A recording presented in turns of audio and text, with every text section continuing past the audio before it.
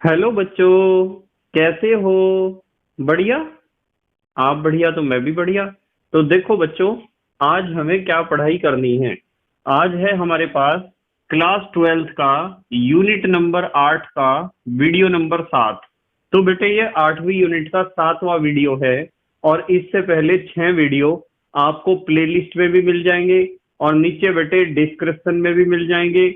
और कुछ समय बाद आई बटन में भी लिंक आ जाएगा, जहां आप यूनिट नंबर 8 को पूरा पढ़ सकते हो और अपने सुंदर से नोट्स बना सकते हो, जो एग्जाम में आपकी बहुत ज्यादा हेल्प करेंगे। ठीक है बेटे। आज का हमारा टारगेट क्या है? आज का टारगेट है एफ ब्लॉक तत्व हम पढ़ेंगे बेटे, जिन्हें आप कहते हो आंतरिक संक्रमण तत्व, या कुछ बच्चे कहते हैं अंतः संक्रमण तत्व। और इसमें बेटे हमारा आज का मेन टारगेट रहेगा लेंथेनाइड। आपको पता है कि एफ ब्लॉक तत्व दो प्रकार के होते हैं, एक तो लेंथेनाइड और एक एक्टिनाइड। तो आज हम लेंथेनॉइड्स के बारे में पढ़ेंगे, जिन्हें आप लेंथेनॉन भी कहते हो और एल एन से प्रदर्शित करते हो, लेंथेनॉन। और फिर करेंगे बेटे हम अपने जो लेंथेनाइड टॉपिक है, इस लेंथेनाइड टॉपिक से रिलेटेड एनसीईआरटी के क्वेश्चन। ठीक है बेटे। तो चलो बच्चों, जल्दी से आज की पढ़ाई शुरू करते हैं।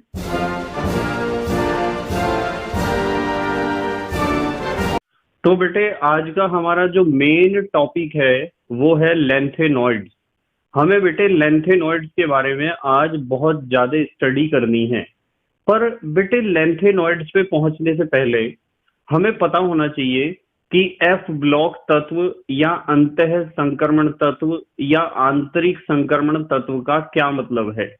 हालांकि जब मैंने पी ब्लॉक वाला यूनिट स्टार्ट किया था, वहां भी आपको इस चीज का इंट्रोडक्शन भली भांति दिया गया था। और जब बेटे हमने स्टार्ट किया था इस यूनिट को, यानी कि यूनिट नंबर 8 को, इसमें भी मैंने पहले वीडियो में आपको बहुत अच्छे ढंग से एक्सप्लेन किया था कि एफ ब्लॉक तत्व का क्या मतलब है। पर फिर भी बेटे यहाँ भी हम देख लेते हैं कि क्या मतलब होता है एफ ब्लॉक तत्वों का।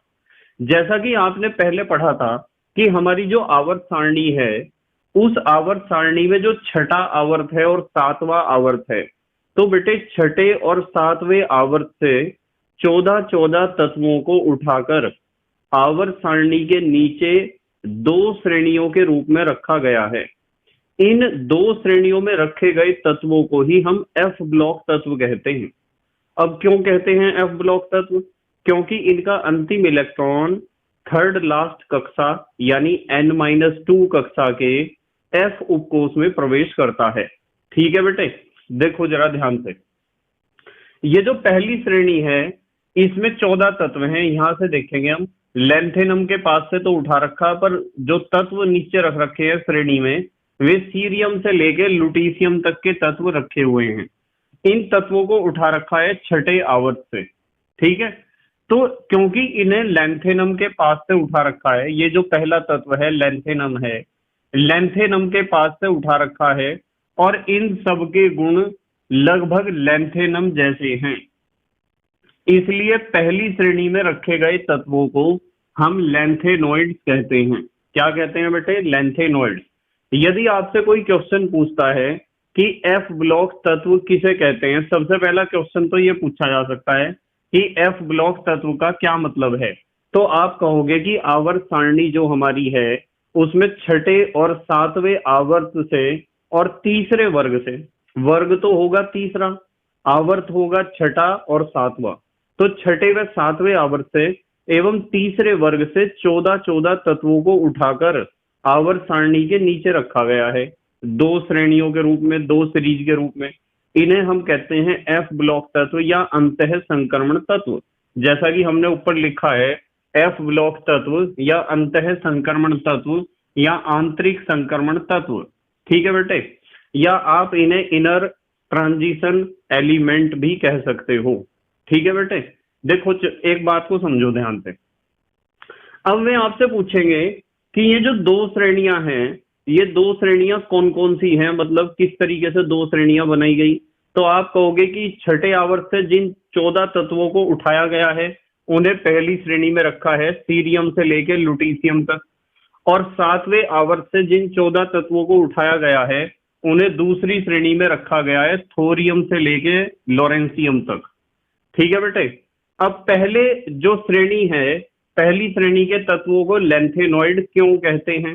पहले श्रेणी के तत्वों को लैंथेनॉइड इसलिए कहते हैं क्योंकि इन्हें लैंथेनम से उठाया गया है और बेटे इनके गुण जो हैं वे लैंथेनम जैसे हैं, इसलिए हम कहते हैं लैंथेनॉइड्स, या फिर आप लैंथेनॉन भी कह सकते हो। और लैंथेनॉन के संकेत के लिए हम प्रयोग करते हैं Ln। किसका? Ln। Ln का मतलब लैंथेनॉन या लैंथेनॉइड कह दो आप। और बेटे जो दूसरी श्रेणी के तत्व हैं इन्हें हम कहते हैं एक्टिनाइड। ये उठाए गए हैं 7वें आवर्त से। कौन से आवर्त से बेटे? 7वें आवर्त से। वर्ग तो तीसरा ही है। ये है एक्टीनियम। इनके गुण एक्टीनियम जैसे हैं, इसलिए हम इन्हें कहते हैं एक्टिनाइड या एक्टेनॉन भी आप कह सकते हो, और An इनका संकेत आप बता सकते हो। ठीक है बेटे। तो सबसे पहली बात तो ये आती है कि आपसे पूछा जाएगा कि एफ ब्लॉक तत्व का क्या मतलब है। तो आप लिख सकते हो, क्या लिख सकते हो बेटे, कि आवर्त सारणी के, ध्यान से समझेंगे सब बच्चे, आवर्त सारणी के छठे व 7वें आवर्त से एवं वर्ग कौन सा है बेटे जहां से इन्हें उठाया?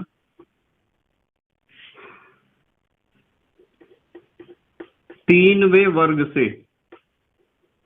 ठीक है, चलो 3वें नहीं लिखते, कुछ अजीब लगेगा आपको, लिखेंगे हम, ये ठीक है ना।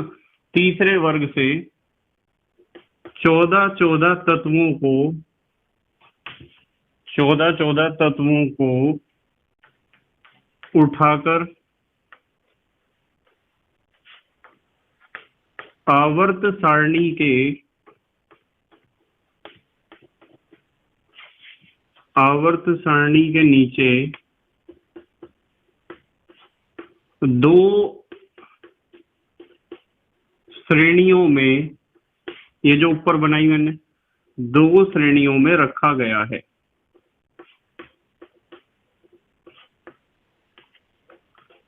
जिन्हें हम क्या कहते हैं बेटे? जिन्हें एफ ब्लॉक तत्व, जिन्हें एफ ब्लॉक तत्व कहते हैं। ये बात बेटे आपको ध्यान रखनी है, रखोगे ना ध्यान? अब देखो और क्या क्या बातें आपको ध्यान रखनी है, उसके बारे में भी बात कर ले। सबसे पहले तो आपको बेटे जो बात मैंने बताई ये ध्यान रखनी है। और बेटे एक बात ये ध्यान रखनी है कि इनका जो अंतिम इलेक्ट्रॉन है, इन्हें क्यों कहा गया एफ ब्लॉक तत्व? इसलिए कहा गया क्योंकि इनका अंतिम इलेक्ट्रॉन कहाँ प्रवेश करता है? N-2f कक्षक में प्रवेश करता है। पता है ना आपको? कक्षक कह दो या उपकोष कह दो, एक ही बात है। ये है हमारा थर्ड लास्ट का एफ उपकोष या कक्षक, उसमें प्रवेश करता है। ठीक है बेटे। अच्छा एक बात बताऊं, बहुत बढ़िया, इनकी जो है बेटे, इनकी बाहरी 3 कक्षाएं अपूर्ण होती हैं। बाहरी 3 कक्षाएं क्या होती हैं? अपूर्ण। इनकी बाहरी 3 कक्षाएं अपूर्ण होती हैं, ये बात ध्यान रखनी है आपको। कितनी कक्षाएं अपूर्ण होती हैं? 3। और बेटे इसलिए ही हम इन्हें क्या कहते हैं? इसलिए इन्हें आंतरिक, आंतरिक कह दो या अंतः कह दो, एक ही बात है। इसलिए इन्हें आंतरिक संक्रमण तत्व कहते हैं। बताओ इस चीज को ध्यान रखोगे क्या आप?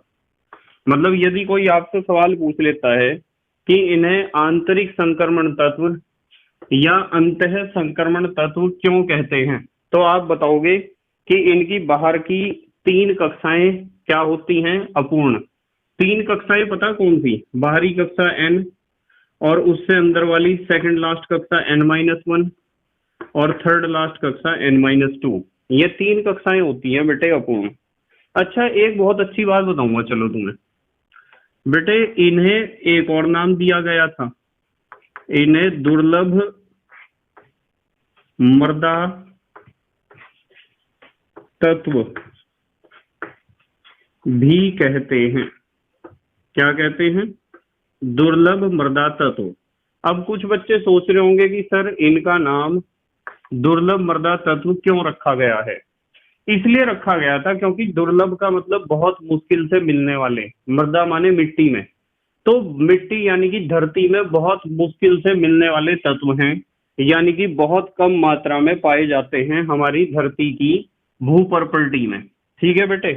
अच्छा, यदि कोई आपसे पूछ ले कि एफ ब्लॉक तत्वों का इलेक्ट्रॉनिक विन्यास क्या होता है, हालांकि मैंने पहले भी कई बार आपको बता दिया है, पर इनके इलेक्ट्रॉनिक विन्यास में आपको ध्यान रखना है कि जो आपकी थर्ड लास्ट कक्षा है उसके एफ की बात करनी है, और बेटे सेकंड लास्ट कक्षा के डी की बात करनी है, और लास्ट कक्षा के एस की। ठीक है। तो जो एफ उपकोष है थर्ड लास्ट कक्षा का, उसमें ही सबसे मेन टारगेट होता है इलेक्ट्रॉन 1 से 14 तक हो सकते हैं। जैसे इसमें 1 इलेक्ट्रॉन होगा और इसके एफ में होंगे 14 इलेक्ट्रॉन। आपको पता है कि 1 2 3 4 इस तरह बढ़ते चले जाएंगे, और लास्ट वाले के एफ में कितने होंगे? 14 इलेक्ट्रॉन होंगे। अब बात आती है सेकंड लास्ट के डी की। बेटे सेकंड लास्ट के डी में होते हैं 0 से 1 इलेक्ट्रॉन, किसी में 0 होगा, किसी में 1 होगा। अब बात आती है बाहरी कक्षा के एस की, तो बाहरी कक्षा के एस में होते हैं बेटे 2 इलेक्ट्रॉन, 1 से 2 भी आप लिख सकते हो ऐसे। ठीक है। तो इस तरीके से आपको ध्यान रखना है इनका इलेक्ट्रॉनिक विन्यास।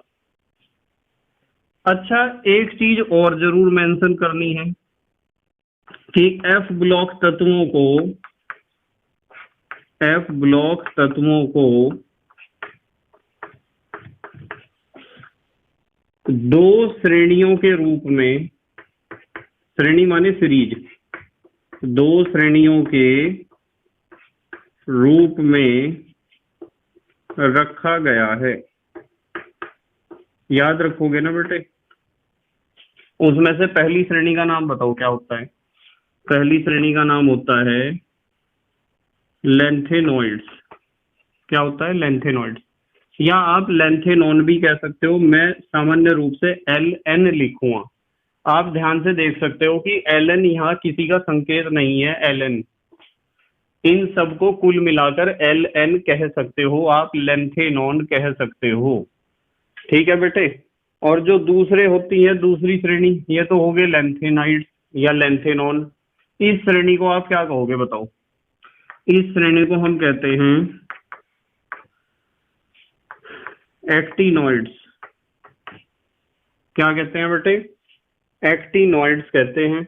और इसे भी एक्टिनॉन की तरह AN हम लिख देंगे वैसे ही संकेत में, जिससे हम आसानी से लिख सकें, ज्यादा टाइम ना लगे लिखने में हमें एक्टिनॉइड्स या एक्टिनॉन को। ठीक है बेटे। अच्छा, आज का हमारा जो मेन फोकस है वो इसके ऊपर है बेटे, लेंथेनॉइड्स के ऊपर। किसके ऊपर फोकस है? लेंथेनॉइड्स। तो जल्दी से स्क्रीनशॉट लो, लेंथेनॉइड्स यानी जो ऊपर सीरीज बना रखी है उसके बारे में पढ़ेंगे। ले लिया बेटे स्क्रीनशॉट? ठीक है बेटे, हमें बात करनी है अब लेंथेनॉइड के बारे में। आप लेंथेनॉइड कहो, या आप कह सकते हो लेंथेनॉइड, या आप कह सकते हो 4F श्रेणी, या इनका संकेत लिख सकते हो LN, लेंथेनॉन। अब बच्चे यहाँ सोच रहे हैं कि सर 4F श्रेणी इसे क्यों कहा गया है? बेटे आप इसे F ब्लॉक तत्वों की पहली श्रेणी तो कह ही सकते हो, पर 4F श्रेणी इसलिए कह सकते हो क्योंकि आपने उठाया इसे छठे आवर्त से। कहां से उठाया? छठे आवर्त से। यानी कि इनके पास है 6 कक्षाएं। जब इनके पास बेटे 6 कक्षाएं हैं, तो क्या छठी कक्षा के F में आखिरी इलेक्ट्रॉन प्रवेश करेगा? आप कहोगे नहीं सर, छठी कक्षा तो अब बाहरी कक्षा है। तो क्या बेटे 5वीं कक्षा के F में अंतिम इलेक्ट्रॉन प्रवेश करेगा, यानी कि 5F में? तो आप कहोगे नहीं सर, 5F में प्रवेश नहीं करेगा क्योंकि इनके पास कुल कक्षाएं 6 हैं, तो बाहरी कक्षा तो हुई छठी कक्षा। और पांचवी कक्षा हुई सेकंड लास्ट कक्षा यानी N-1। तो N-1 के F में भी प्रवेश नहीं करता है। तो मैं कहूंगा बेटे फिर कौन सी कक्षा के F में प्रवेश करता है इलेक्ट्रॉन, जो अंतिम इलेक्ट्रॉन होता है। तो आप कहोगे कि सर जो हमारे पास होती है थर्ड लास्ट कक्षा, जिसे कहते हैं एंटी पेनल्टीमेट ऑर्बिट, यानी कि N-2F। तो बेटे बाहरी कक्षा छठी कक्षा, उससे अंदर वाली कक्षा पांचवी कक्षा यानी सेकंड लास्ट कक्षा पांचवी कक्षा, और जो थर्ड लास्ट कक्षा है वो चौथी कक्षा ही तो हुई। तो इसका मतलब इनमें जो इलेक्ट्रॉन का लास्ट इलेक्ट्रॉन का जो एंट्री होता है वो चौथी कक्षा के F उपकोष में या F कक्षक में होता है। इसलिए हम लेंथेनाइड्स को 4F श्रेणी भी कहते हैं। ठीक है, ध्यान रखेंगे सब बच्चे। अब देखो क्या क्या ध्यान रखना है। सबसे पहले मैंने आपको अभी क्या सिखाया, मैंने आपको सिखाया कि इनका जो अंतिम इलेक्ट्रॉन है, यहां लिख दूं मैं, अंतिम इलेक्ट्रॉन 4F उपकोष लिख दो या कक्षक लिख दो, एक ही बात है, 4F उपकोष में प्रवेश करता है। क्योंकि कुल कक्षाएं इनके पास 6 हैं ना, टोटल कक्षाएं इनके पास 6 हैं, तो 4F में प्रवेश करता है। और बेटे जो आपका लेंथेनम 57 है ना, लेंथेनम 57 के बाद के 14 तत्व इसमें रखे गए हैं। लेंथेनम 57 के बाद के सीरियम 58 से लेके और लुटीशियम 71 तक ये 14 तत्व रखे गए हैं बेटे। तो लेंथेनम 57 के बाद के सीरियम 58 से लुटीशियम 71 तक के 14 तत्व इस श्रेणी में रखे गए हैं। 14 तत्व हैं बेटे। और बेटे एक बात है कि ये जो 14 तत्व हैं इनके गुण इसके जैसे हैं, लेंथेनम जैसे। किसके जैसे हैं? लेंथेनम जैसे। तो लेंथेनम से गुणों में समानता के कारण, लेंथेनम से गुणों में समानता के कारण इन्हें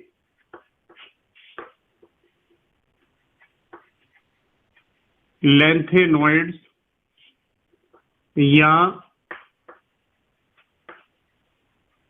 लेंथेनॉन LN लेंथेनॉन कहते हैं।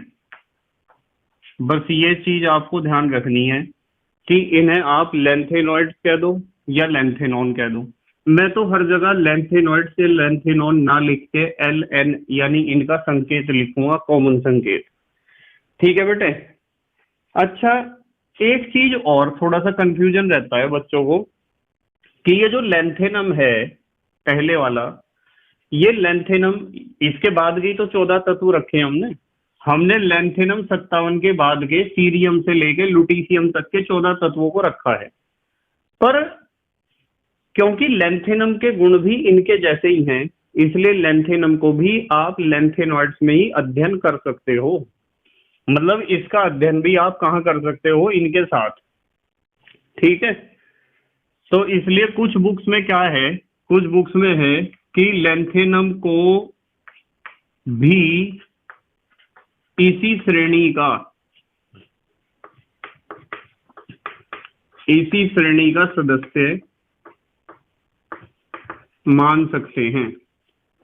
मतलब आप मान सकते हो कि ये जो लेंथेनम है ये भी लेंथेनाइड श्रेणी का ही एक सदस्य है। यानी इसे मिला के तो फिर 15 हो जाएंगे। रख तो रखा इसे ऊपर ही, आवर्त सारणी में नीचे तो 14 तत्वों को ही रखा था बेटे। रॉन्ग वर्नर और बरी ने ही तो बनाई थी दीर्घाकार आवर्त सारणी। पर फिर भी बेटे इसके गुण उनके जैसे हैं, इसलिए हम इसे भी मान लेते हैं कभी कभार कि हाँ ये भी लेंथेनॉइड का ही एक हिस्सा है। इसमें कोई कठोर नियम नहीं है, हार्ड एंड फास्ट रूल नहीं है कि ये लेंथेनॉइड का ही एक हिस्सा है या फिर ये लेंथेनॉइड नहीं है। इस तरह की कोई कठोरता वाली बात तो हमें करनी नहीं है। हमें बात करनी है कि हम मान सकते हैं बस इसे। ठीक है बेटे, चलो अच्छा, ये जो लेंथेनॉइड्स हैं इनकी विशेषताओं के बारे में बात कर रहे हैं। मैं लिख रहा बेटे एक हेडिंग, विशेषताएं, या कुछ बच्चे इसे लिखते हैं गुण, कि इनके मुख्य गुण क्या क्या हैं लेंथेनॉइड्स के। ठीक है, तो सबसे पहले हम बात करेंगे, चलो नंबर 1 पे इलेक्ट्रॉनिक विन्यास। इलेक्ट्रॉनिक विन्यास की बात करते हैं, चलो कि इनका इलेक्ट्रॉनिक विन्यास किस तरीके का होता है। वैसे तो मैंने अभी आपको बताया ही है, पर फिर भी चलो देख लेते हैं। इलेक्ट्रॉनिक विन्यास में, इलेक्ट्रॉनिक विन्यास में आपको ध्यान रखना है कि जो चौथी कक्षा का एफ है उसमें इलेक्ट्रॉन होंगे 1 से लेके 14 तक। ठीक है, और 5वीं कक्षा का जो डी है उसमें 0 से 1 इलेक्ट्रॉन होगा, और 6ठी कक्षा का जो एस है उसमें इलेक्ट्रॉन होंगे 2। ये तो इनका इलेक्ट्रॉनिक विन्यास है इस तरह का।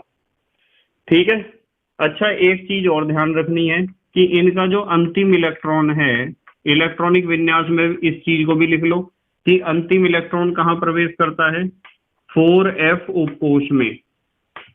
4f उपकोष में प्रवेश करता है।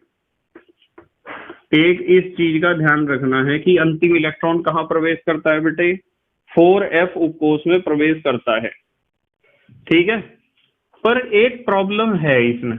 प्रॉब्लम ये है कि जो हमारे पास GD 64 है ना, इसमें बीच में ही आएगा GD 64, वह Lu 71, ल्यूटीशियम 71, इन दो में थोड़ी सी प्रॉब्लम है जो याद रखनी है। इनमें जो है बेटे अंतिम इलेक्ट्रॉन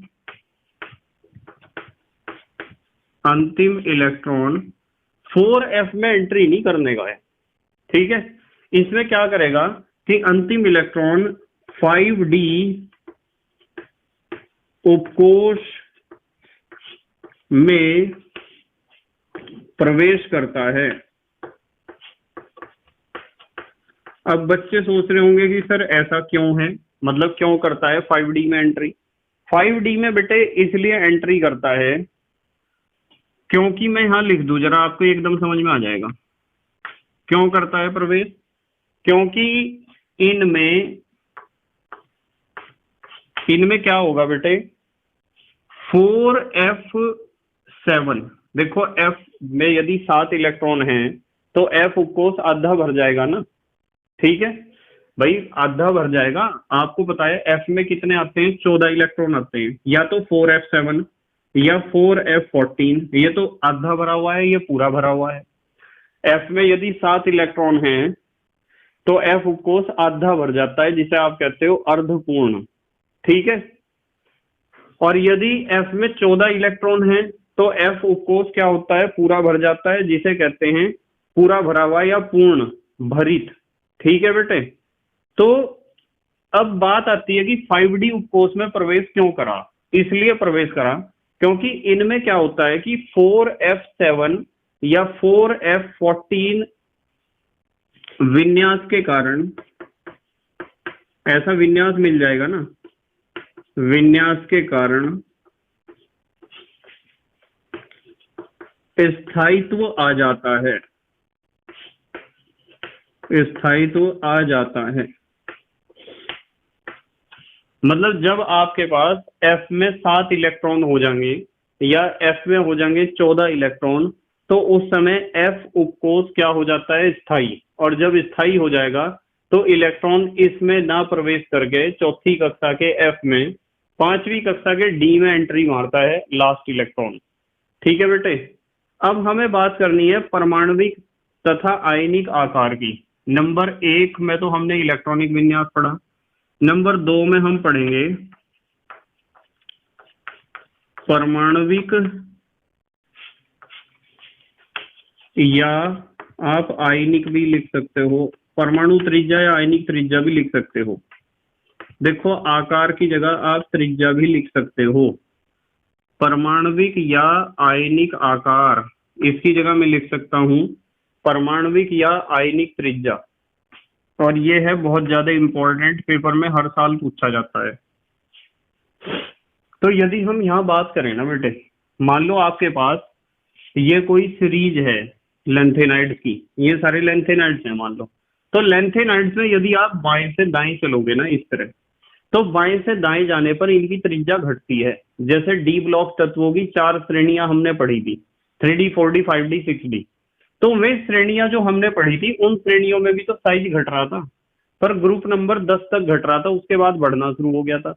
ठीक है बेटे, पर यहाँ कभी बढ़ेगा नहीं, कभी नहीं बढ़ेगा। यहाँ साइज हमेशा घटेगा इधर को जाने। यदि आप लेंथेनाइड्स सीरीज में या 4F सीरीज में यदि लेफ्ट से राइट चलोगे तो परमाणु त्रिज्या हमेशा घटेगी। अब क्यों घटेगी? कुछ बच्चों को तो पता है इस बात का क्यों घटेगी, क्योंकि आपको पता है कि हमारे जो इधर को चलने से बाहरी कक्षा में इलेक्ट्रॉन बढ़ेंगे, या आप कह सकते हो कि परमाणु क्रमांक बढ़ेगा, और नाभिक में प्रोटॉन भी तो बढ़ेंगे। जब बाहरी कक्षा में इलेक्ट्रॉन बढ़ रहे और नाभिक में बेटे प्रोटॉन बढ़ रहे, तो नाभिकीय आकर्षण बल तो बढ़ ही रहा है। नाभिकीय आकर्षण बल क्या हो रहा है? बढ़ रहा है। और जब बेटे नाभिकीय आकर्षण बल बढ़ेगा, जिसे आप कह सकते हो, नाभिकीय आकर्षण बल को आप कह सकते हो प्रभावी नाभिकीय आवेश। तो प्रभावी नाभिकीय आवेश बढ़ने से क्या होता है? परमाणु त्रिज्या घटती है। अब कुछ बच्चे यहाँ सोचते हैं कि सर ठीक है, चलो प्रभावी नाभिकीय आवेश बढ़ रहा है, नाभिकीय आकर्षण बल बढ़ रहा है, जो परमाणु के आकार को घटाने का प्रयास कर रहा है, पर क्या सर यहाँ परिरक्षण प्रभाव काम नहीं कर रहा है क्या? मैं कहूंगा बिल्कुल कर रहा है बेटे। परिरक्षण प्रभाव या आवरण प्रभाव या शील्डिंग इफेक्ट या स्क्रीनिंग इफेक्ट काम कर रहा है।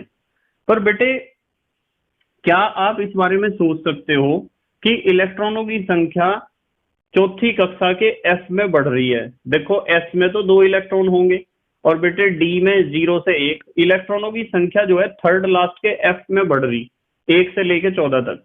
और जो 4F उपकोष होता है ना, 4F भाई जो सबसे पहला तत्व है सीरियम, उसमें 4F1 होगा, और दूसरे तत्व में क्या होगा? 4F2, फिर 4F3, फिर 4F4, 4F5, इस तरह ही तो बढ़ता चला जाएगा। तो चौथी कक्षा के F उपकोष में इलेक्ट्रॉनों की संख्या बढ़ रही है। और बेटे चौथी कक्षा का जो F उपकोष होता है, इसका आवरण प्रभाव, परिरक्षण प्रभाव, स्क्रीनिंग इफेक्ट, शील्डिंग इफेक्ट बहुत कम होता है। आपको ध्यान रखना है, मैंने आपको पहले भी कई बार ये बात सिखाई है कि सबसे ज्यादा जो आवरण प्रभाव या स्क्रीनिंग इफेक्ट या परिरक्षण प्रभाव दिखाता है वो दिखाता है एस उपकोष। फिर उसके बाद पी तो यहाँ लिखा हुआ ही नहीं है, उसके बाद डी उपकोष, और फिर सबसे कम आवरण प्रभाव होता है एफ उपकोष का। तो यहाँ जो इलेक्ट्रॉनों की संख्या बढ़ रही है वो एफ उपकोष में बढ़ रही है। एफ उपकोष का आवरण प्रभाव बहुत कम होता है, और जब बेटे एफ उपकोष का आवरण प्रभाव बहुत कम होता है तो इससे स्पष्ट होता है कि यहाँ जो प्रभावी नाभिकीय आवेश है वो तो लगातार बढ़ेगा, ये बात तो पक्की है। प्रभावी नाभिकीय आवेश तो लगातार बढ़ेगा, जिसके कारण से साइज घटेगा। पर बेटे आवरण प्रभाव बढ़ तो रहा है, पर वो इतना ज्यादा प्रभावी नहीं हो पाया है जितना प्रभावी डी ब्लॉक तत्वों में 10वें वर्ग में जाके हो गया था। क्योंकि 9वें वर्ग में क्या हुआ था, वहां डी ब्लॉक एलिमेंट जब हम पढ़ रहे थे, 9वें वर्ग में प्रभावी नाभिकीय आवेश अर्थात नाभिकीय आकर्षण बल और परिरक्षण प्रभाव डी इलेक्ट्रॉन का बिल्कुल बराबरी के मुकाबले पे आ गए थे वहां ग्रुप नंबर 9 में। और ग्रुप नंबर 10 में जैसे ही हम मूव करते हैं तो क्या होता है, परिरक्षण प्रभाव जीत जाता है और प्रभावी नाभिकीय आवेश, जिसे आप कहते हो नाभिकीय आकर्षण बल, वो हार जाता है डी ब्लॉक एलिमेंट्स में यदि हम बात करें। पर यहाँ तो बेटे जो आपका प्रभावी नाभिकीय आवेश है या नाभिकीय आकर्षण बल है, हमेशा उसी की जीत होगी। परिरक्षण प्रभाव कभी भी जीत नहीं पाता है, क्योंकि यहाँ परिरक्षण प्रभाव दिखाने वाले हैं 4F इलेक्ट्रॉन, जिनका परिरक्षण प्रभाव बहुत कम होता है। तो हम किस निष्कर्ष पे हमें यहाँ पहुंचना चाहिए? हमें बेटे इस निष्कर्ष पे पहुंचना चाहिए कि लेंथेनॉइड्स, देखो लेंथेनॉइड्स लिखा मैंने है, लेंथेनॉन कह दो या लेंथेनॉइड्स कह दो, शॉर्ट में हम किससे लिखते हैं? देखो LN से, लेंथेनॉइड्स कह दो या लेंथेनॉन। लेंथेनॉन श्रेणी में बाएं से दाएं जाने पर, यदि आप लेफ्ट से राइट जाओगे ना, इधर को चलोगे, परमाणु त्रिज्या कह दो या फिर परमाणु आकार कह दो, परमाणु त्रिज्या व आयनिक त्रिज्या, परमाणु त्रिज्या व आयनिक त्रिज्या लगातार घटती हैं।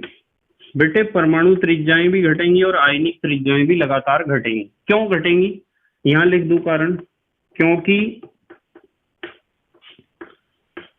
परमाणु क्रमांक बढ़ने के साथ साथ प्रभावी नाभिकीय आवेश, जिसे आप कह सकते हो नाभिकीय आकर्षण, प्रभावी नाभिकीय आवेश या नाभिकीय आकर्षण बढ़ता है। ठीक है, नाभिकीय आकर्षण बढ़ रहा तो साइज तो घटेगा ही। इधर को जाने से नाभिकीय आकर्षण बल बढ़ता जा रहा तो साइज क्या होगा बेटे? घटेगा। परंतु 4f इलेक्ट्रॉन्स का दुर्बल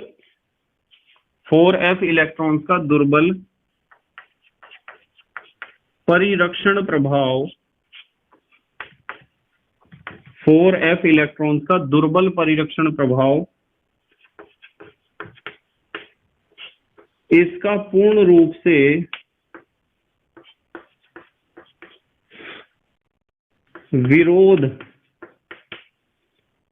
विरोध कह दो या कुछ बच्चे कहेंगे मुकाबला,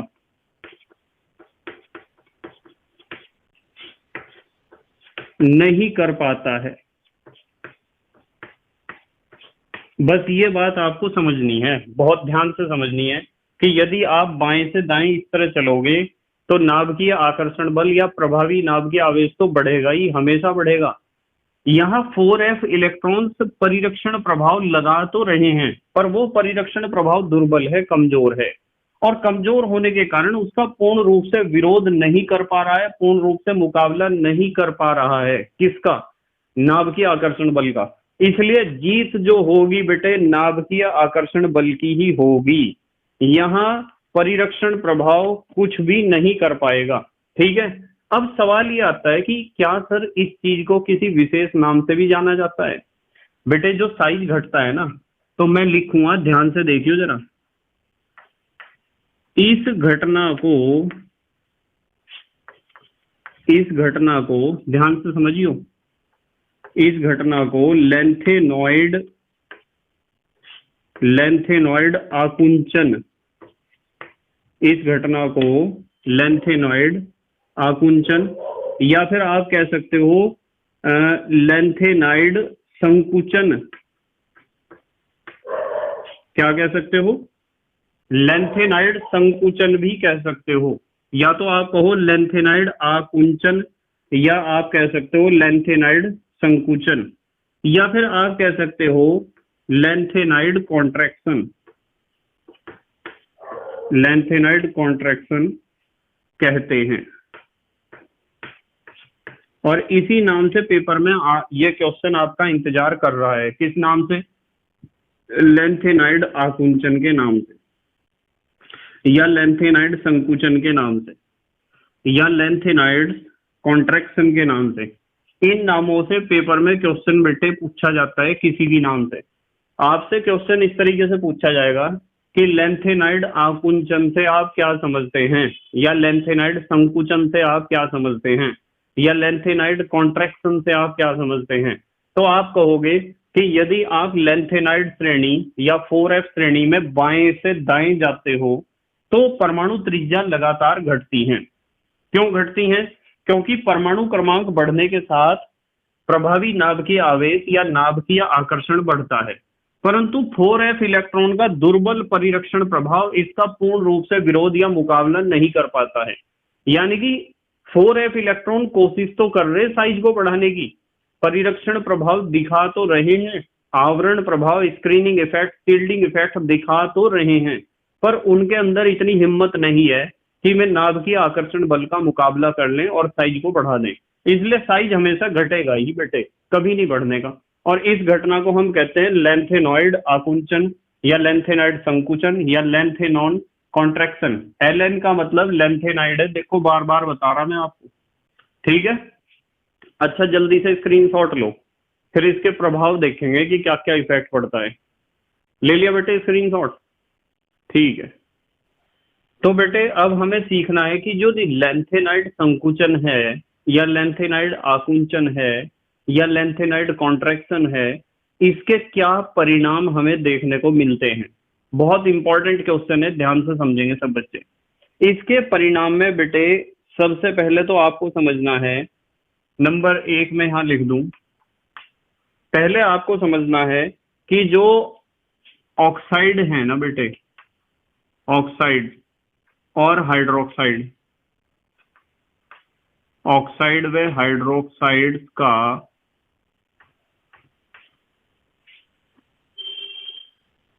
स्थायित्व,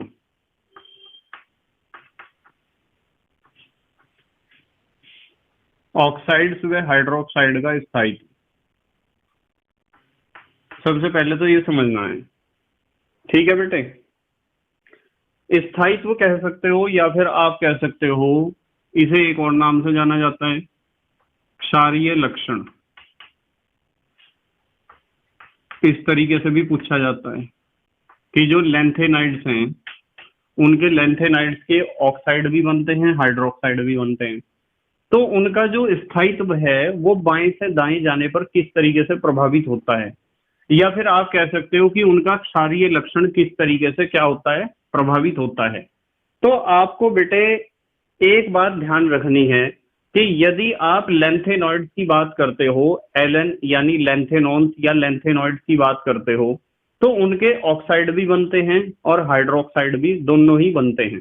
पर यदि आप बाएं से दाएं चलोगे सीरीज में, 4f सीरीज में बाएं से दाएं चलोगे, तो आपको पता है साइज घट रहा है।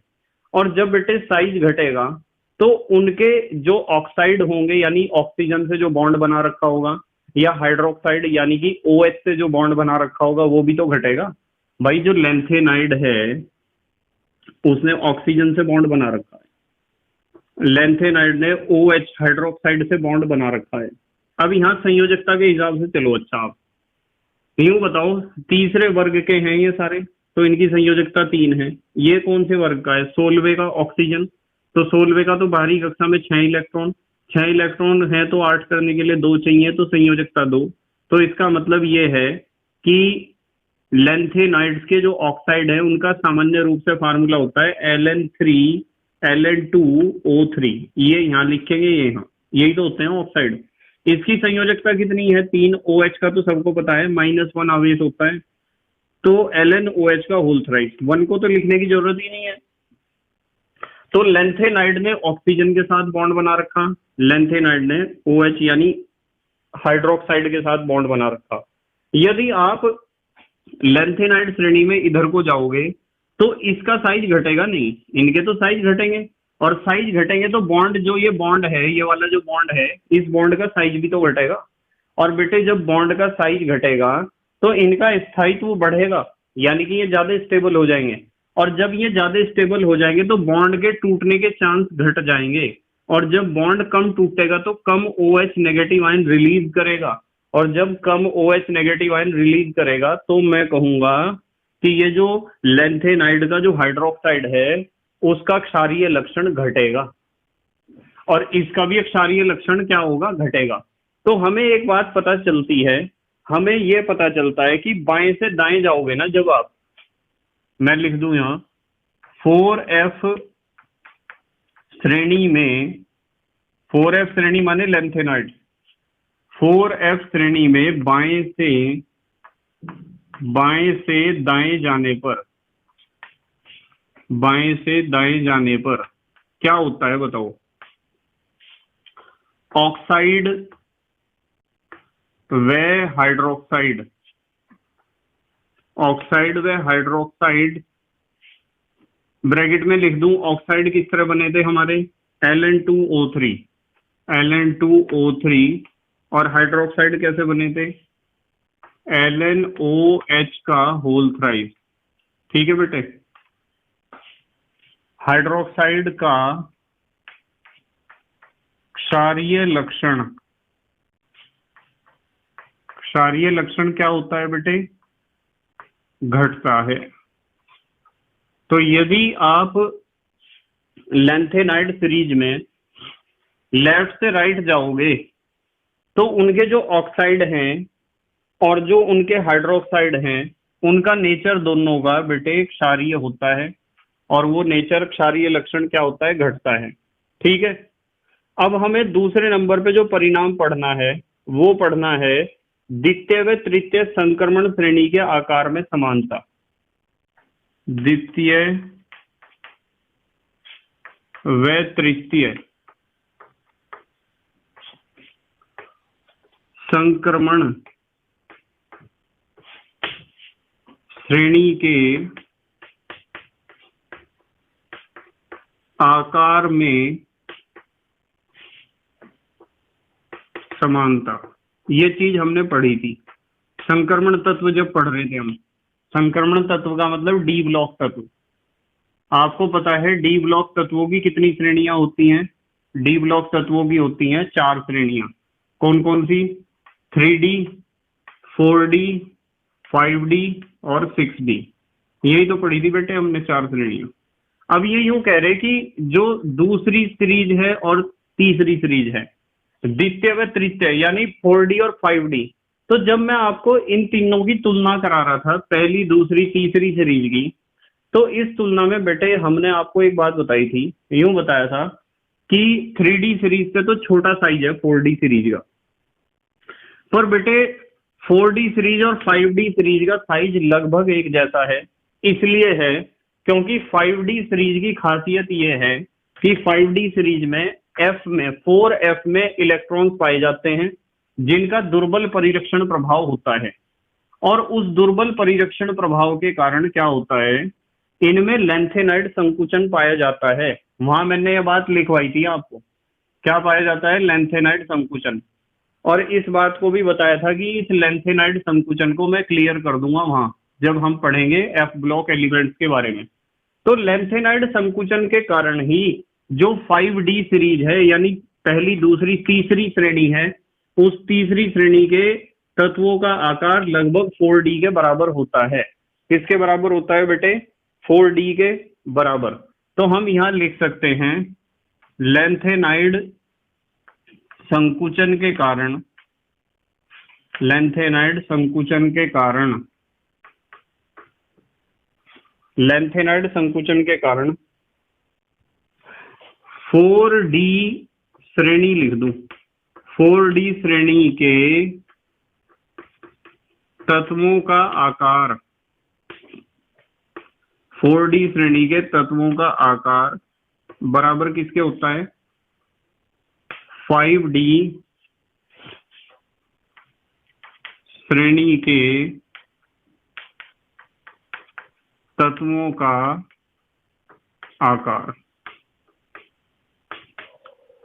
क्योंकि आपको यहां एक बात समझनी है कि लैंथेनाइड संकुचन बेटे 5D में देखने को मिलेगा, 4D में नहीं। वैसे तो आपको पता है कि ऊपर से नीचे जाओगे तो साइज बढ़ेगा। भाई ये कौन से, ये जो है 3D सीरीज की यदि बात करें तो इसमें बेटे कक्षाएं जो है इसमें 4 हैं, 4 कक्षा, इसमें 5 कक्षा, इसमें 6 कक्षा, इसमें 7 कक्षाएं। भाई जिसके पास 4 कक्षाएं हैं, इस पे 5 है तो साइज तो बड़ा ही होगा, इसके पास 6 कक्षाएं हैं साइज तो बड़ा ही होगा। जब इनके पास 4 कक्षाएं, इनके पास हैं 5 कक्षाएं, 4D का मतलब सेकंड लास्ट वाला ही तो D लिखा जाता है। यदि 4D लिख रखा तो चौथी कक्षा सेकंड लास्ट कक्षा है, बाहरी कक्षा जो है वो कौन सी होगी, 5वीं होगी। तो इसके पास जब 5 कक्षाएं हैं और इसके पास 6 कक्षाएं हैं तो कक्षा बढ़ने से तो साइज बढ़ना चाहिए। तो 4D से बड़ा साइज किसका होना चाहिए, 5D का होना चाहिए। जब 4D से बड़ा साइज 5D का होना चाहिए तो क्यों नहीं है 5D का साइज, 5D श्रेणी के तत्वों का साइज बड़ा क्यों नहीं है? इसलिए नहीं है क्योंकि जब 5D सीरीज का इलेक्ट्रॉनिक विन्यास आप लिखोगे तो 4f में इलेक्ट्रॉन भरेंगे वहां, और 4f में जो इलेक्ट्रॉन भरेंगे उन 4f इलेक्ट्रॉनों का परिरक्षण प्रभाव है कम, और जब उनका परिरक्षण प्रभाव कम है तो उससे क्या होगा?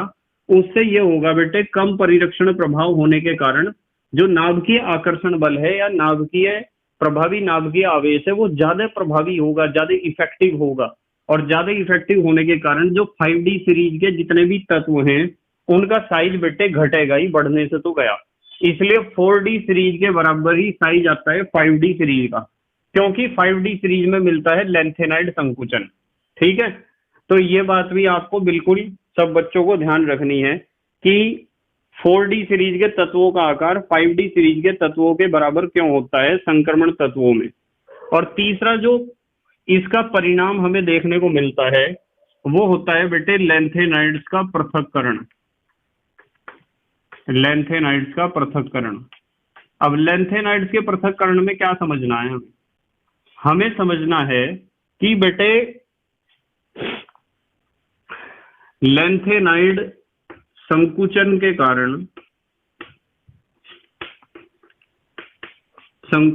कारण इनकी विलेयता, यानी कि किस किस पदार्थ में घुलेंगे किस में नहीं घुलेंगे, इनकी विलेयता व संकुल बनाने की प्रवृत्ति। संकुल तो पता है कॉम्प्लेक्स आयन, ठीक है, संकुल बनाने के गुण लिख दूं, बनाने के गुणों में भिन्नता आ जाती है, भिन्नता आ जाती है। भाई यदि ये जो लेंथेनाइड संकुचन या लेंथेनाइड आकुंचन ना हो ना, तो ये तो सारे तीसरे वर्ग से उठा रखे, एक ही आवर्त से उठाए गए हैं और एक ही वर्ग से उठाए गए हैं, तो इनके गुणों में तो बहुत ज्यादा समानता होगी, और जब गुणों में बहुत ज्यादा समानता होगी तो इन्हें अलग करना तो बड़ा मुश्किल हो जाएगा बेटे। जब इनके गुणों में बहुत ज्यादा समानता होगी तो इन्हें अलग करना मुश्किल हो जाएगा। पर लेंथेनाइड संकुचन के कारण क्या होता है कि इनकी विलेयता, विलेयता का मतलब किस चीज में कौन घुलेगा और कौन किस चीज में घुलेगा, इनकी विलेयता व संकुलन बनाने के गुणों में क्या मिलती है? भिन्नता आ जाती है। जब इन दो गुणों में भिन्नता है, अतः इन्हें सरलता से पृथक किया जा सकता है। पृथक का मतलब अलग अलग करना, इन्हें अलग अलग प्राप्त किया जा सकता है सिर्फ इस लेंथेनाइड संकुचन की बदौलत। ठीक है बेटे, अब आ जाते हैं हम, यह तो हमारा दूसरा गुण था परमाणु त्रिज्या का। अब हम तीसरे गुण पे आ रहे बेटे अपने। तीसरा गुण है भौतिक अवस्था। गुण कह दो या लक्षण कह दो, एक ही बात है। चलो लेंथेनाइड्स की भौतिक अवस्था के बारे में बात कर रहे हैं। भौतिक अवस्था ध्यान से समझेंगे सब बच्चे, ठीक है। ये जो बेटे यहां लिखूंगा मैं, सभी लेंथेनाइड्स चांदी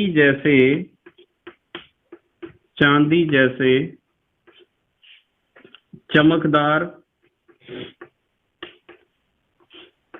व नर्म धातु हैं। ध्यान रखोगे, चांदी जैसे चमकदार हैं और बेटे नर्म धातु हैं। अच्छा, एक चीज और ध्यान रखनी है भौतिक गुण में, इनके बेटे गलनांक जो है ना, इनके गलनांक व घनत्व उच्च होते हैं। उच्च माने अधिक। गलनांक व घनत्व क्या होते हैं बेटे? इनके बहुत अधिक होते हैं। किनके? लेंथेनाइड से। अच्छा, एक चीज और ध्यान रखनी है कि यदि आप इन्हें वायु में रखोगे ना, वायु में रखने पर क्या होगा?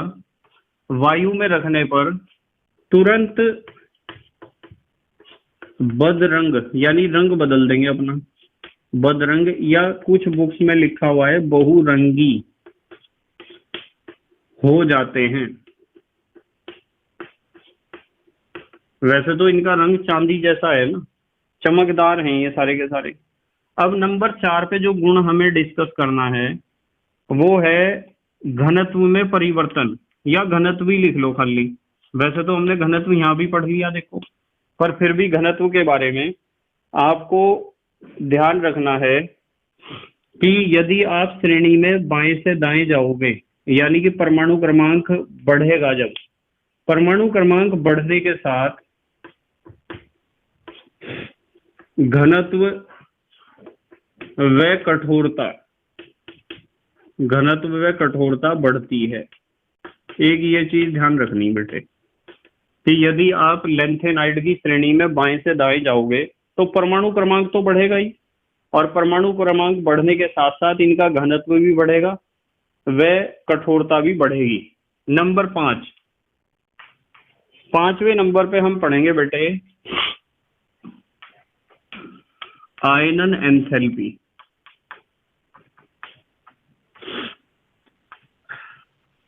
ध्यान से समझेंगे सब बच्चे। आयनन एंथैल्पी में क्या पढ़ना है? लेंथेनाइड की प्रथम आयनन एंथैल्पी, प्रथम आयनन एंथैल्पी बहुत कम 600 किलो जूल प्रति मोल होती है। ध्यान रखोगे कितनी होती है प्रथम आयनन एंथैल्पी? लगभग 600 किलो जूल प्रति मोल। ठीक है, इसलिए ये आयनिक यौगिक बनाते हैं। कैसे यौगिक बनाते हैं बेटे? आयनिक यौगिक। अब बच्चे सोच रहे होंगे कि सर ऐसा क्यों हो गया? इसलिए हो गया बेटे क्योंकि जब इनकी आयनन एंथैल्पी कम है तो इनमें से इलेक्ट्रॉन निकलना बहुत आसान है, और ये सब धातु ही तो हैं। धातु की आदत होती है इलेक्ट्रॉन देने की, और जब इनमें से बेटे इलेक्ट्रॉन निकलना आसान है तभी तो ये किसी को इलेक्ट्रॉन देंगे। और आपको पता है कि आयनिक बंध उस बंध को कहते हैं जिसमें इलेक्ट्रॉन ट्रांसफर होता है धातु से अधातु पर, इसलिए आयनिक यौगिक बनाते हैं ये। ठीक है बेटे, अच्छा जल्दी से स्क्रीनशॉट लो, फिर अगली बात कर रहे। ले लिया बेटे स्क्रीनशॉट? ठीक है, अब हम बात करेंगे बेटे ऑक्सीकरण अवस्था की, कि ये कौन सी ऑक्सीकरण अवस्था दिखाते हैं लेंथेनॉइड। आपको पता है कि बेटे लेंथेनॉइड्स को उठा रखा है हमने तीसरे वर्ग से। भाई छठे आवर्त से तो उठा रखा है ठीक है, पर वर्ग से तो तीसरे से उठा रखा, और जब तीसरे वर्ग से उठा रखा है तो इसका मतलब इनके गुण एल्यूमिनियम जैसे हैं। किसके जैसे हैं? एल्यूमिनियम जैसे। और बेटे इनकी बाहरी कक्षा में जब इनके गुण जब एल्यूमिनियम जैसे होंगे तो ये 3 इलेक्ट्रॉनों को छोड़ेंगे और +3 ऑक्सीकरण संख्या दिखाएंगे, क्योंकि एल्यूमिनियम भी तो ऐसा ही करता है। तो हम क्या लिख सकते हैं? हम लिख सकते हैं कि बेटे अधिकतर कौन सी ऑक्सीकरण संख्या दिखाएंगे? +3 ऑक्सीकरण संख्या दिखाते हैं। बस ये बात ध्यान रखनी है कि इनकी सामान्य ऑक्सीकरण अवस्था होती है +3। कितनी होती है बेटे? +3। पर कुछ लेंथेनाइड्स ऐसे होते हैं, देखो कुछ लेंथेनाइड्स ऐसे होते हैं जिनमें बेटे F0 विन्यास हो, या F7 हो, या F14 हो, यानी F या तो खाली है या फिर F आधा भरा हुआ है या F पूरा भरा हुआ है। ठीक है, यदि ऐसी स्थिति आपको देखने को मिलती है तो ऐसे विन्यास के कारण क्या होगा बेटे? वे +2 से +4 ऑक्सीकरण संख्या दिखाते हैं। ठीक है, ये चीज ध्यान रखनी है कि ऐसे भी आपको लेंथेनाइड मिलेंगे जिनका इलेक्ट्रॉनिक विन्यास F0, F7, F14 होगा। इसके कारण +2 व +4 लिखेंगे, या तो +2 दिखाएंगे या फिर दिखाएंगे +4। ठीक है, इस तरह की ऑक्सीकरण संख्या दिखाने वाले भी कुछ लैंथेनाइड्स हैं। जैसे मैं आपको कहूं कि सीरियम है ना, सीरियम, सीरियम में बेटे इलेक्ट्रॉनिक विन्यास मिलता है 4f0 का, और 4f0 के कारण ये दिखाता है +4 ऑक्सीकरण संख्या। कितनी दिखाता है? +4 दिखा देता है सीरियम। इसका क्वेश्चन भी आ जाता है पेपर में कि ऐसा तत्व बताओ जो +4 ऑक्सीकरण संख्या दिखाता हो लैंथेनाइड्स में। अब हम पढ़ेंगे रंग। रंग के बारे में भी थोड़ी सी बातें आपको सीख लेनी है। एक तो ये बात सीखनी है कि इनके जो आयन होते हैं ना बेटे, इनके आयन लैंथेनाइड्स के, इनके आयन रंगीन होते हैं। बस ये एक तो ये बात आपको छोटी सी याद रखनी है कि इनके आयन कैसे होते हैं, रंगीन होते हैं। और बेटे एक चीज ये ध्यान रखनी है कि ऐसे लैंथेनाइड के ऐसे आयन ट्रिपल पॉजिटिव वाले, कैसे आयन जिनमें 4f में, मान लो आपके पास 4f उपकोष है, लैंथेनाइड ट्रिपल पॉजिटिव आयन जिनमें 4f में x या 14-x इलेक्ट्रॉन होते हैं, इलेक्ट्रॉन होते हैं, कोमा समान रंग वाले होते हैं। इस चीज को समझ जाओ। क्या लिखा मैंने बेटे यूं लिखा कि ऐसे ट्रिपल पॉजिटिव आयन लैंथेनाइड के जिनके 4f में या तो x इलेक्ट्रॉन हो या 14-x हो, यानी कि x में कोई भी संख्या आ सकती है। जैसे मैं कहूं 1 है तो यहाँ 14 में से एक गया, कितने बचे? 13। तो जिसमें f में 1 इलेक्ट्रॉन होगा और जिसमें f में 13 इलेक्ट्रॉन होंगे, उन दोनों के रंग समान होंगे, एक ही रंग के होंगे। ठीक है बेटे, आयन जो है रंगीन है, और ट्रिपल पॉजिटिव वाले वे आयन जिसमें x इलेक्ट्रॉन हो, 4f में x हो और 14-x हो, तो इन दोनों के रंग एक जैसे होते हैं। ये बात आपको विशेष रूप से ध्यान रखनी है, क्योंकि पेपर में इसके बारे में भी क्वेश्चन पूछ लिया जाता है। चलो अच्छा, थोड़ी सी बात करते हैं रासायनिक अभिक्रियाशीलता की। रासायनिक अभिक्रियाशीलता की भी थोड़ी सी बात हम कर लेते हैं। वैसे तो इसके बारे में क्वेश्चन पूछा नहीं जाता है, पर फिर भी यदि लॉन्ग क्वेश्चन आ गया या बहुविकल्पी में भी आ सकता है ना क्वेश्चन। रासायनिक अभिक्रियाशीलता में एक तो ध्यान रखना है कि इनकी अभिक्रियाशीलता एल्यूमिनियम के समान होती है, एल्यूमिनियम के समान क्रियाशीलता, कि ये बिल्कुल ऐसे ही क्रिया करते हैं जैसे एल्यूमिनियम। 3 संयोजकता होती है ना एल्यूमिनियम की। जैसे मैं आपको कह सकता हूं कि कोई भी लैंथेनाइड है, वो अपने अंदर से 3 इलेक्ट्रॉन निकाल लेगा, और 3 इलेक्ट्रॉन निकालने के बाद बनाएगा Li ट्रिपल पॉजिटिव। तो एल्यूमिनियम भी तो ऐसा ही करता है बेटे। जैसे मैं आपको कह दूं कि मान लो हमारे पास लैंथेनाइड का कोई सा भी परमाणु है और उसने रिएक्शन करा है जल के अणुओं के साथ, तो जल के अणुओं के साथ बिल्कुल ऐसे ही रिएक्शन करेगा जैसे एल्यूमिनियम करता है। देखो एल्यूमिनियम है और जल के अणु मैंने ले लिए यहाँ, HOH HOH HOH, ऐसे ही तो लूंगा मैं।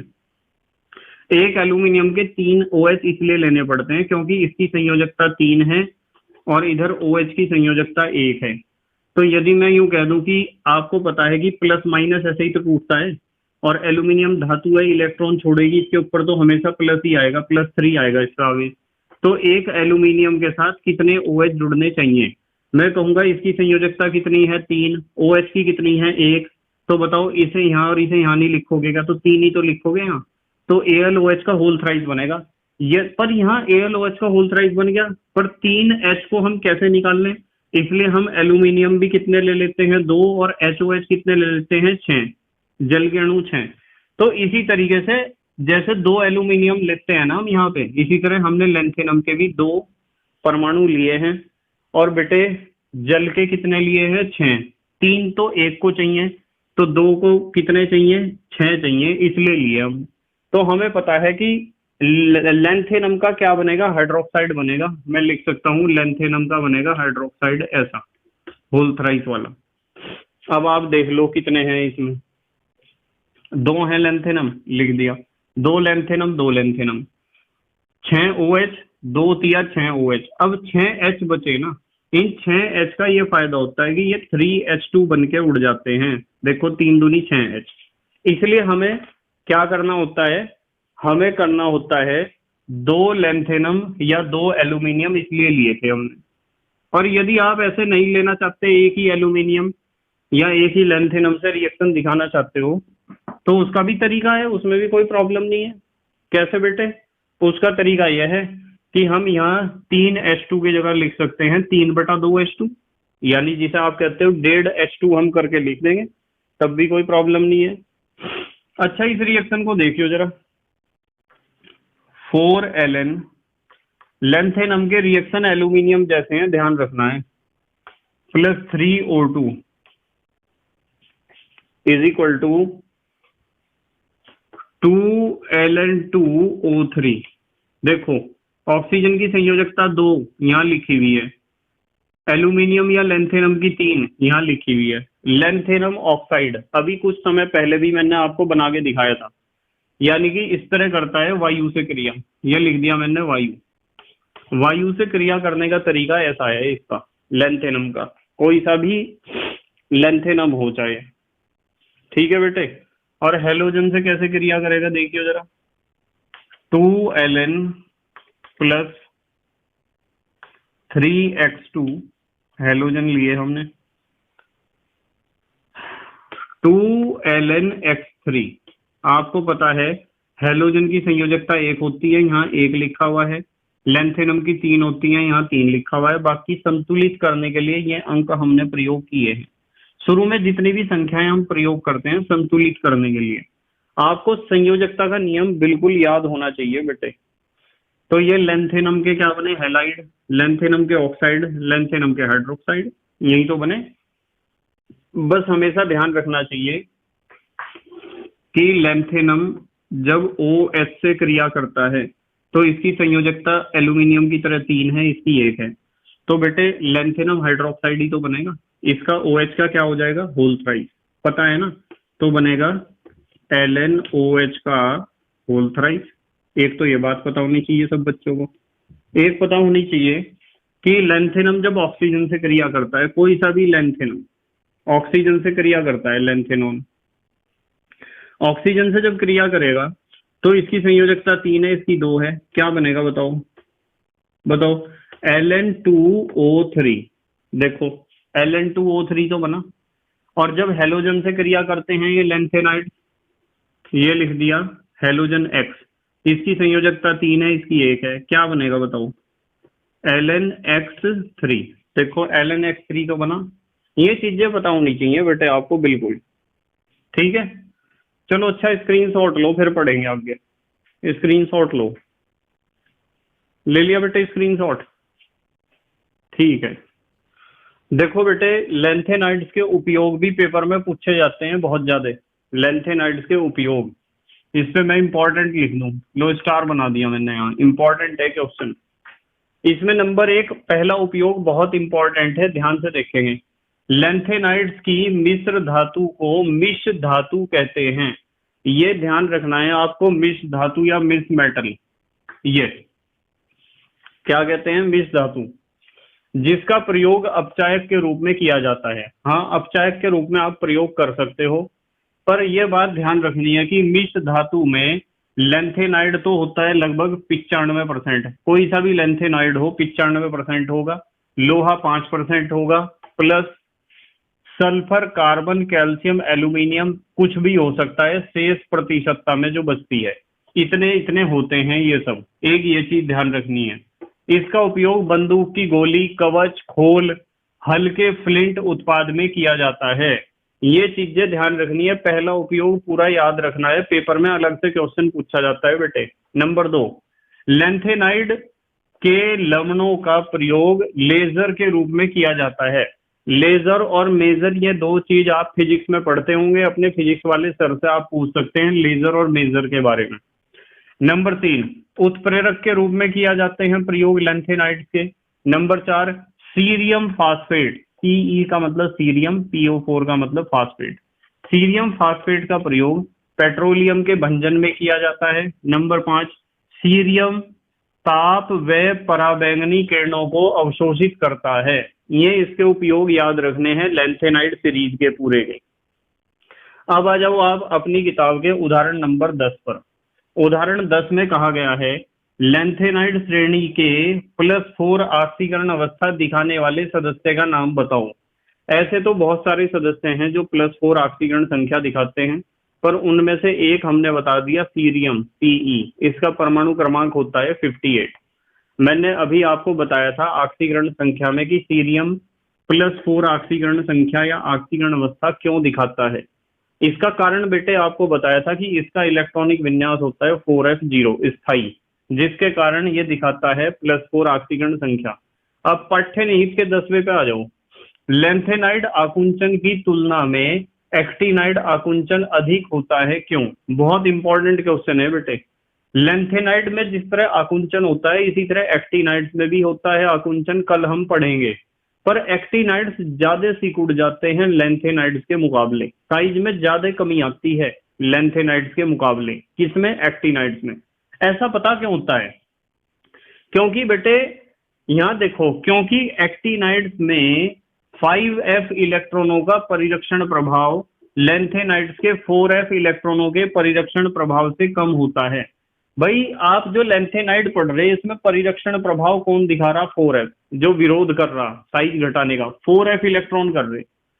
और एक्टिनाइड्स में कौन करेंगे? 5f electron. तो मैं यदि 4f इलेक्ट्रॉन और 5f इलेक्ट्रॉन की तुलना करूं तो 4f के इलेक्ट्रॉन का परिरक्षण प्रभाव भले ही कम हो, पर 5f इलेक्ट्रॉनों से ज्यादा है। आपको पता है सबसे ज्यादा परिरक्षण करता है s इलेक्ट्रॉन, फिर p इलेक्ट्रॉन, फिर d इलेक्ट्रॉन और फिर f इलेक्ट्रॉन। f इलेक्ट्रॉनों का परिरक्षण प्रभाव सबसे कम होता है, पर बेटे 4f इलेक्ट्रॉनों से भी कम परिरक्षण प्रभाव है 5f इलेक्ट्रॉनों का। तो साइज को घटाने का विरोध करने वाले बहुत कम प्रबलता दिखा रहे हैं, इसलिए एक्टिनाइड्स का साइज ज्यादा घटेगा, संकुचन ज्यादा होगा एक्टिनाइड्स में, क्योंकि एक्टिनाइड्स में नाभिकीय आकर्षण का विरोध करने वाले 5f के इलेक्ट्रॉन हैं जिनका परिरक्षण प्रभाव बहुत कम होता है, 4f के इलेक्ट्रॉनों से भी कम, इसलिए एक्टिनाइड संकुचन ज्यादा होगा। तो यहाँ क्वेश्चन था कि लैंथेनाइड आकुंचन की तुलना में एक्टिनाइड आकुंचन अधिक होता है, क्यों? हमने उत्तर लिखा क्योंकि एक्टिनाइड में 5f इलेक्ट्रॉनों का परिरक्षण प्रभाव लैंथेनाइड के 4f इलेक्ट्रॉनों के परिरक्षण प्रभाव से कम होता है। ये विरोध करने वाले कुछ ज्यादा ही कमजोर हो गए अब नाभिकीय आकर्षण का 5f इलेक्ट्रॉन। अभ्यास का 7वां देखो, लैंथेनाइड आकुंचन क्या है, इसके परिणाम क्या हैं? ये तो मैंने आपको बता दिया, होमवर्क में आप कर सकते हो। लैंथेनाइड आकुंचन पूरा पढ़ लिया और परिणाम भी पूरे पढ़ लिए हमने, कर लोगे इसे? जल्दी से स्क्रीनशॉट लो। अच्छा आप ले लिया बेटे स्क्रीनशॉट? ठीक है। देखो बेटे अभ्यास का 27वां क्वेश्चन है, ध्यान से देखेंगे। मिश्र धातुएं क्या हैं? लैंथेनाइड धातुओं से युक्त एक प्रमुख मिश्र धातु का उल्लेख कीजिए, इसके उपयोग भी बताइए। उत्तर देखो, नंबर 1, पहले पे तो हम बताएंगे मिश्र धातुएं क्या हैं। 2 या 2 से अधिक धातुओं या अधातुओं का समांगी मिश्रण मिश्र धातु कहलाता है। और दूसरे और तीसरे नंबर पे हम लिखेंगे उपयोग नंबर 1। तो मैंने जो उपयोग लिखवाए थे उन उपयोग का पहला पॉइंट लिखना है पूरा, ठीक है? ध्यान रखना इस चीज को, कभी ऐसा ही लिख के आ जाओ उत्तर में। अब अभ्यास के 28वें को देखो, आंतरिक संक्रमण तत्व क्या हैं?